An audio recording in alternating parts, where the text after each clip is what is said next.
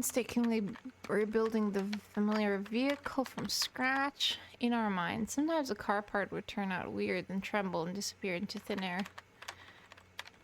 In which case, the whole process had to be repeated. Finally, a glowing automobile stood in front of us. Its windows were shining with rainbow glares, and its tires were ringing subtly like bells.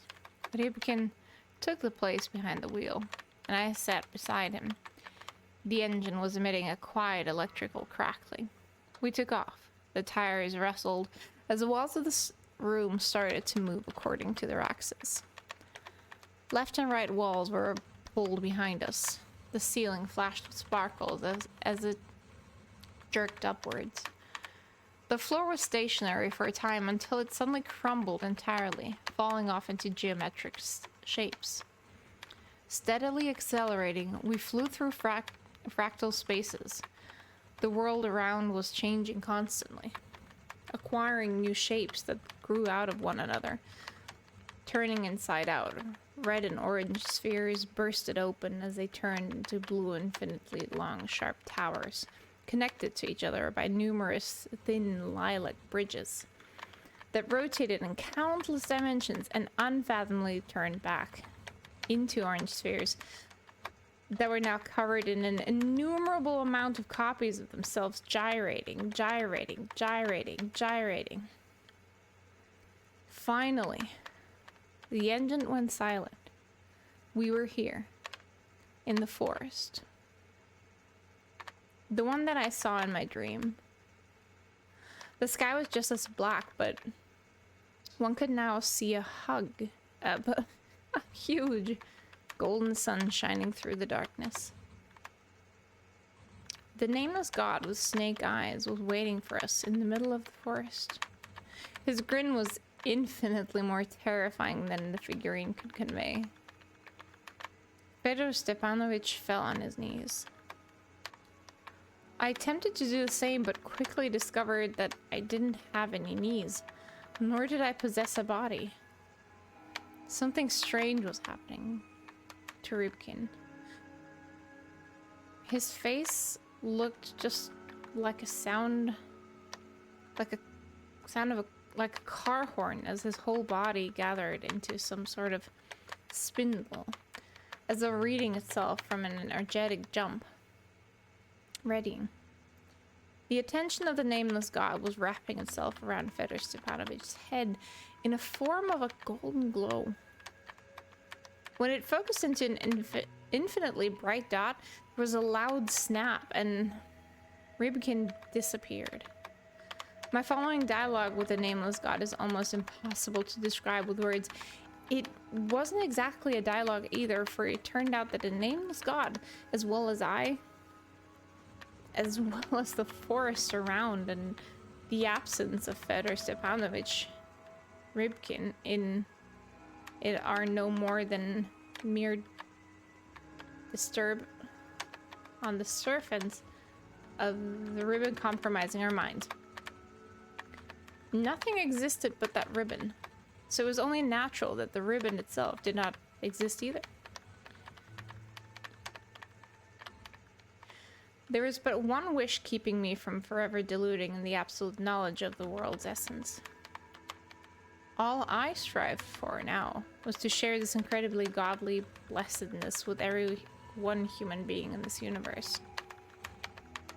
Then, employing the voice of Fedor Stepanovich Rybkin, the nameless god told me about the prophecy.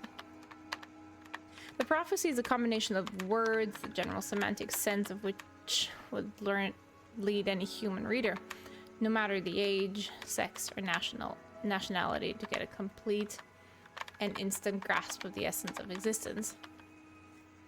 The understanding does not come directly.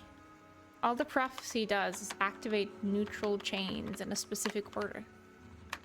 As a result, the path into nothingness is built in the reader's subconsciousness.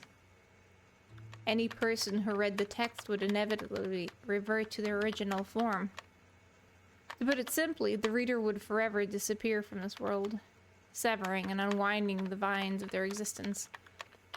As I came to my senses in the living room I saw Fedor Stepanovich lying near me, unconscious. His nose was bleeding. My head was killing me, but without losing time, I went to the room with the computer. John Lennon was still there, looking at me from the poster. After swallowing another 2 of the pale mushrooms, I opened Word and started typing the prophecy. As you've probably guessed, you're reading it right now. The nameless God has dictated me the words of the prophecy, and I will remember them forever. When I type the last word, my existence will stop. As will stop the existence of any person who read it. Farewell, Andruisha and Misha.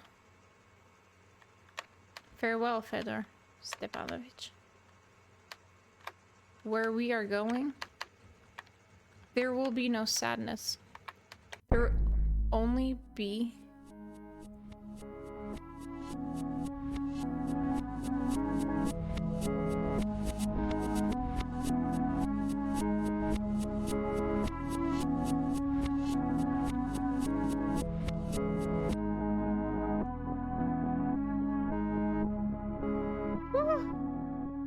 why does it give me goosebumps?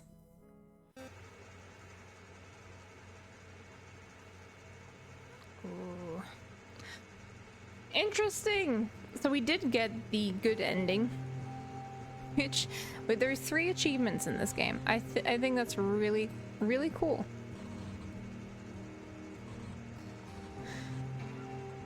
There's a good ending, which is exiting before finishing the story. There is that all there is, which is interacting with all interactable objects. And then there's prophecy, which only half the players of this game have achieved. And I kind of get that. Like, I can see why people wouldn't want to constantly hit on their keyboard and read, though I will say it's probably more pleasant to just read and not read out loud like I did. Very cool. Oh wow, okay, yeah. Very interesting concept. Yeah, definitely not horror, but it's kind of wacky, kind of funky. I like it. Well done. Thank you for this. Thank you if you made it this far. You are a champion. Schastye.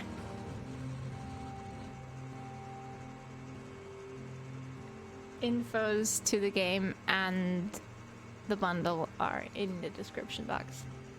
Stay safe. Take care.